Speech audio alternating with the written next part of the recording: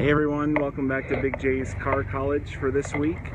I want to thank you for joining me again. We had a great response after our last video, and if you missed that, you can go ahead and see that on our YouTube channel, Big J's Motor Company, or you can see it on Facebook. Just scroll down our page a little bit. Tax plus 10 is what we talked about last week. How to not be upside down on your car anymore. Excuse me while I adjust this thing. And we also have had some requests wanting some information about leases. So next week we're going to be starting a short series on leasing. What are the benefits? Is it a good thing to do? I know a lot of you have a lot of questions, and I'd love to be able to help you out as someone who's worked a lot with leasing. But let's get on to this week's topic. Again, we're talking about purchases this week, and this week is simple. You may have heard this before, but it's worth repeating: how to not have to finance another car again. Obviously, most of us finance a vehicle, and that car payment is no fun, right? We're always waiting, and we're glad when it's done, and then all of a sudden we find ourselves in a spot where we might need to purchase a car again, and then we get into another payment. And I'd like to help you end the cycle. So remember to use Tax Plus 10 that we talked about last week, and get used to making that payment. Make the payment on time.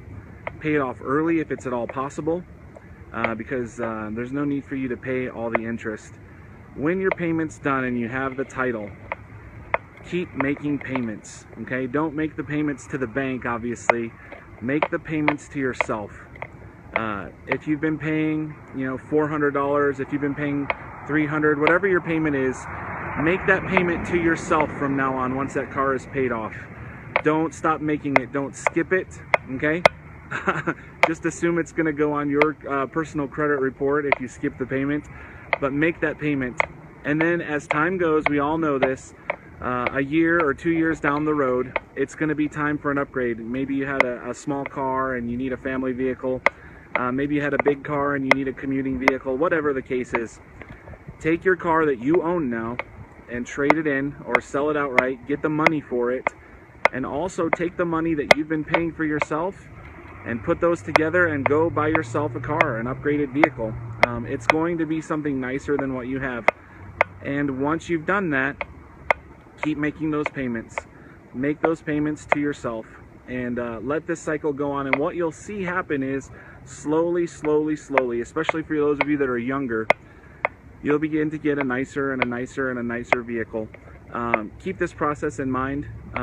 Just understand, most of us know that you're going to be making a car payment your whole life. You move out of one and into the other. Why not pay it to yourself? And why not have control over what vehicle you want? Pay cash for it, never have to worry about it.